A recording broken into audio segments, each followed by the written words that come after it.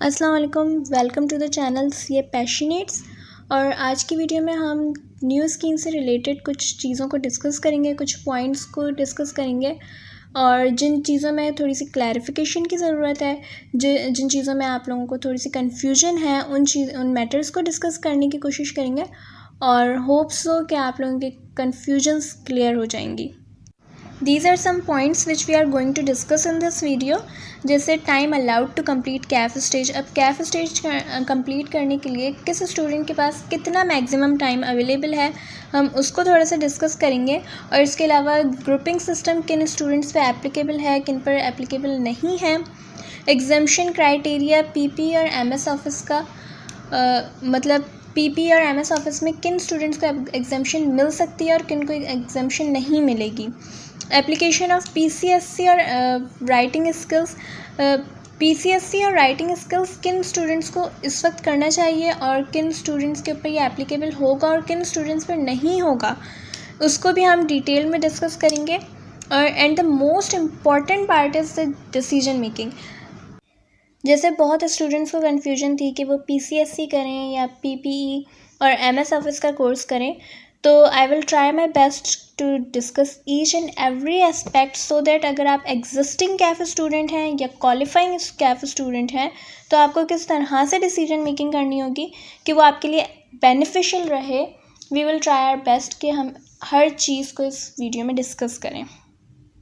तो स्टार्ट करते हैं। फर्स्ट पॉइंट जो है वो हमारा टाइम लिमिट के ऊपर है। ओल्ड स्कीम के अंदर कोई भी किसी भी लेवल के लिए टाइम लिमिट की रिस्ट्रिक्शन नहीं थी, बट न्यू स्कीम में कैफ लेवल और हर लेवल को कंप्लीट करने के लिए एक स्पेसिफाइड टाइम गिवन है और उसको कैफ लेवल में टाइम लिमिट अपना आइडेंटिफाई करने के लिए एक फार्मूला रिक्वायर्ड है, जो कि आपको स्क्रीन पे भी नज़र आ रहा होगा कि number of papers multiply by 6।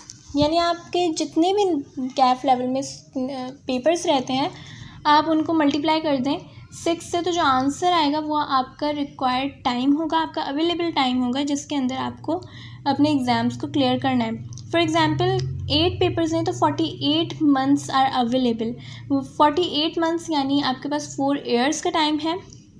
Then 7 papers के लिए 42 मंथ्स, 6 पेपर के लिए 36 मंथ्स और 5 पेपर्स के लिए 30 मंथ्स आपके पास अवेलेबल हैं। इसके अलावा अगर आपके 4 पेपर्स रहते हैं या 4 से कम पेपर्स रहते हैं, 3, 2 या 1 पेपर रहता है, तो आपके पास उसके लिए सेम टाइम है 24 मंथ्स का। And if not completed in specified time then you will be disqualified. इसके अंदर कोई दूसरी बात नहीं है कि आपने जो है पीआरसी से स्टार्ट करना पड़ेगा आपको, या आप बिल्कुल स्टार्ट से सीए स्टार्ट कर सकते हैं, ऐसा कुछ भी नहीं है इसके अंदर। इसका मतलब बस ये है कि आप then you will be not allowed to appear in any exam of CA. तो इसलिए ज़रूरी है कि आप अपने रिक्वायर्ड टाइम पे, अपने स्पेसिफाइड टाइम के ऊपर पे एग्ज़ाम्स को क्लियर कर लें। देन सेकंड थिंग है हमारे पास ग्रुपिंग सिस्टम। देखें, ग्रुपिंग सिस्टम को समझने के लिए सबसे पहले आपको ये आइडेंटिफाई करना होगा कि आप ओल्ड स्टूडेंट हैं या न्यू स्टूडेंट हैं। ओल्ड स्टूडेंट की जो डेफिनेशन जो आईकेप ने बताई है वो ये है कि आपने attempted any paper of Kaif stage. अब देखें, अटेम्प्ट करने में और पेपर पास करने में डिफरेंस है।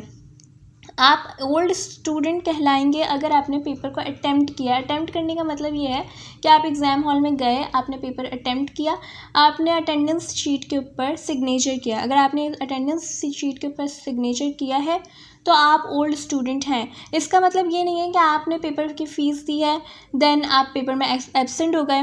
आपने कोई भी पेपर कैफ लेवल का, भले वो एक पेपर हो, लेकिन आपने कोई भी पेपर अटेम्प्ट नहीं किया है, आपने सिग्नेचर शीट के ऊपर साइन नहीं किया है, तो आप ओल्ड स्टूडेंट नहीं कहलाएंगे।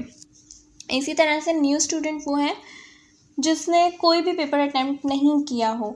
यानी अब ऐसा भी हो सकता है कि आपने पेपर फ़ीस दी हो, आप वहाँ पर एग्ज़ाम हॉल में भी गए हों, लेकिन आपने वहाँ पर पेपर अटेम्प्ट किए बगैर आ गए, आपको लगा कि आप नहीं अटेम्प्ट कर सकते, तो आपने सिग्नेचर शीट पे साइन करने से पहले अगर आप वापस आ गए हैं तो इट डज़ंट मीन कि आप ओल्ड स्टूडेंट हैं। आपको आईकेप न्यू स्टूडेंट ही कंसीडर करेगा। तो अच्छा, इसके लिए ये भी ज़रूरी नहीं है कि आपने सितंबर अटैम्प्ट में कोई पेपर अटैम्प्ट किया हो सकता है आपने मार्च अटैम्प्ट में पेपर अटैम्प्ट किया हो और सितंबर में आपने कोई पेपर अटैम्प्ट नहीं किया हो। तो अगर आपने अपनी पूरी ज़िंदगी में कभी भी कैफ का कोई पेपर अटैम्प्ट किया है और सिग्नेचर शीट के ऊपर साइन किया है तो you will be considered as old student. अब ग्रुपिंग सिस्टम जो है वो यहाँ पर ओल्ड स्टूडेंट्स पर एप्लीकेबल नहीं है, जस्ट फॉर 2 अटैम्प्ट्स, यानी ये मार्च अटैम्प्ट एंड देन सितंबर अटैम्प्ट ऑटम 2022 तक जो है वो ओल्ड स्टूडेंट्स के ऊपर ग्रुपिंग एप्लीकेबल नहीं है, लेकिन न्यू स्टूडेंट्स पर एप्लीकेबल है। अब अगर हम थोड़ी सी एग्जामिशन क्राइटेरिया के ऊपर बात करें तो पीपीई और एमएस ऑफिस के कोर्स पे एग्जामिशन मिल सकती है अगर आपने पीसीएससी और राइटिंग स्किल्स का पेपर क्लियर किया हुआ है। अगर आपने राइटिंग स्किल्स का पेपर क्लियर किया हुआ है और पीसीएससी का कोर्स किया हुआ है, ऑलरेडी आप कर चुके हैं, तो आपको पीपीई और एमएस ऑफिस के कोर्स में एग्जामिशन मिल जाएगी। लेकिन अगर आपने सिर्फ पीसीएससी किया हुआ है और राइटिंग स्किल्स का पेपर अभी आपने क्लियर नहीं किया है तो आपको 50 आवर्स की एग्जामिशन मिलेगी पीपीई के कोर्स में और आपको रिमेनिंग 50 आवर्स करने होंगे। Now moving towards somehow technical part of the video कि ये दोनों कोर्सेज पीसीएससी और पीपीई किन स्टूडेंट्स पर एप्लीकेबल है और किन स्टूडेंट्स पर एप्लीकेबल नहीं होगा।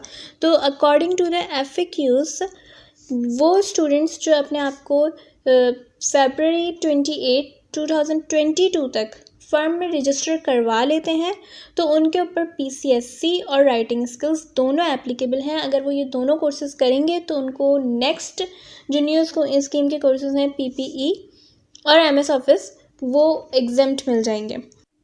और वो स्टूडेंट्स जो 1 मार्च 2022 तक कैफ क्वालिफाई कर लें और 28 फरवरी 2023 तक इंडक्शन करवा लें, फर्म में रजिस्टर हो जाएं, तो ना उन पर पीसीएससी का कोर्स एप्लीकेबल है और ना ही पीपी और एमएस ऑफिस का कोर्स एप्लीकेबल है और राइटिंग स्किल्स का भी एग्ज़ाम देने की उनको ज़रूरत नहीं है। ये दोनों कोर्सेज उनके ऊपर नॉट एप्लीकेबल हो जाते हैं and this is very uncertain and that was very unexpected decision by आईकैप, बट ये आपके बेनिफिट में भी है और आपको दोनों कोर्सेज आपके लिए नॉट एप्लीकेबल हो जाते हैं।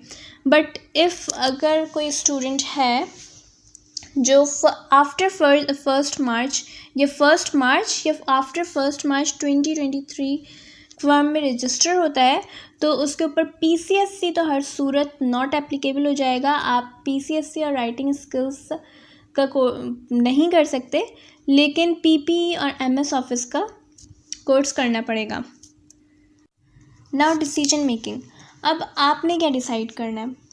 If you are a student जिसका 16 नवंबर को रिज़ल्ट आ रहा है and you are expecting to qualify the CAF, अगर आपके ये क्वालिफाइंग अटैम्प्ट है तो आपको दिसंबर में आप राइटिंग स्किल्स का पेपर दें और जो है इंडक्शन करवा लें। 28 फरवरी 2022 से पहले तक आप इंडक्शन करवा लें, रजिस्ट्रेशन करवा लें, तो आपको पीसीएससी और राइटिंग स्किल्स के बेस पर पीपीई और एमएस ऑफिस का कोर्स एग्जेम्प्ट मिल जाएगा।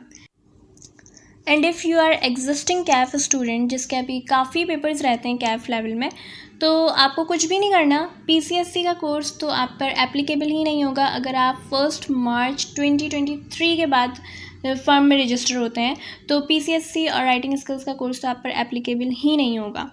और पीपीई का कोर्स भी आप अभी नहीं करें, आप just focus on your exam and try your level best कि आप ऑटम 22 तक अपना कैफ क्वालिफाई कर लें। यानी नेक्स्ट 2 अटैम्प्ट्स में अगर आप अपना कैफ क्वालिफाई कर लेते हैं तो आपको पीसीएससी और पीपीई एमएस ऑफिस का कोर्स बहुत आसानी से एग्जेम्प्ट मिल जाएगा। तो आपको दोनों ही कोर्सेज नहीं करने पड़ेंगे। तो try your level best, exams पर फोकस करें, ना पीसीएससी की तरफ जाएं, ना राइटिंग स्किल्स की तरफ जाएं, ना पीपीई के बारे में सोचें। आप बस अपने पेपर्स क्लियर करें और उसके बाद 28 फरवरी 2023 तक अगर आप फर्म में रजिस्टर हो जाते हैं तो it will be very good for you, आपको दोनों कोर्सेज नहीं करने पड़ते। लेकिन अगर उसके बाद भी आप फर्म में रजिस्टर नहीं हो पाते हैं 28 फरवरी 2023 तक आप फर्म में रजिस्टर नहीं हो पाते हैं, तो आपको PPE और MS ऑफिस का कोर्स बाद में करना पड़ेगा। तो अभी आप वो कोर्स भी नहीं कर सकते, अभी आप PCSC का भी कोर्स करने का आपको फ़ायदा नहीं है। तो आप अभी सिर्फ एग्ज़ाम्स पे फोकस करें, एंड देन अगर इंशाल्लाह ताला आपकी ऑटम 22 तक क्वालिफाई अटैम्प्ट हो जाती है तो आप वैसे ही फर्म में रजिस्टर हो जाएंगे, वरना फिर आप बाद में ये कोर्स कर सकते हैं PPE और MS ऑफिस का कोर्स। होप सो आपकी सारी कन्फ्यूजन और सारी क्यूरीज क्लियर हो गई होंगी, but still you have any confusion, any query और you want to ask any question, so feel free, you can ask on the given number. और बेस्ट ऑफ लक, जो भी आप डिसाइड करें, जो भी आप डिसीजन लें वो आपके लिए बेनिफिशियल हो।